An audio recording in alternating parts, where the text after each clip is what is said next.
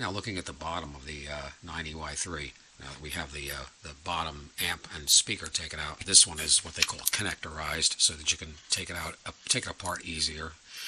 The motor wires are a little bit crunchy, so they kind of have to be replaced. Yeah, okay. This is still supple. This is good. The audio wire is fine.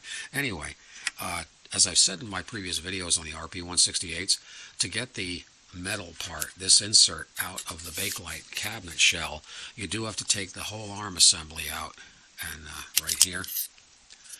And to do that, the first thing you remove is this part here, which when you take the bottom off, this will be sitting in here just like that. You take a 1/4-inch nut driver or a 1/4-inch wrench and loosen this screw, and then you just work this back and forth. If it's really stuck on there, you can loosen that screw significantly and then take a flat blade screwdriver and just pry that slot apart a tiny bit to make this easier to take out. Don't worry about adjustments. You'll adjust it when you put it back together again. You just pull that off.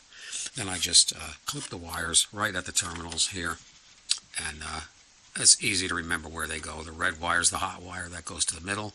The ground wire is the shield here, that's the black wire, and the white wire goes to the other side. Anyway, if this shaft here is rusty, this one's not too awful bad, but I have seen more than one of these stick and freeze inside of the bore, the hole here. If that happens and the arm won't move and you can't, it won't budge, you can heat this, put the turntable up in the air like this, and pretend that the thing is still in here, that the arm is still in place.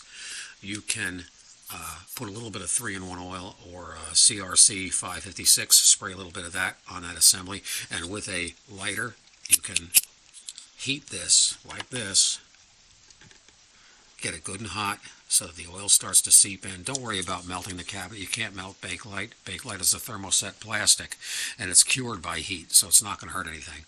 Get that good and warm and dribble a little bit more oil in it and just work it back and forth a couple of times, and be patient with it, and you'll find it'll come out.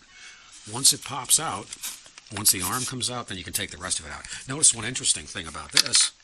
This still has the original red shipping screws in it that were never removed. They were supposed to be removed so that this inner part would float, and they never removed the shipping screws. So you have to take out the 2 shipping screws, then take out this one, and this one. 3 screws plus the 2 shipping screws. Usually the shipping screws will be gone, but in this case they were still here from way back when.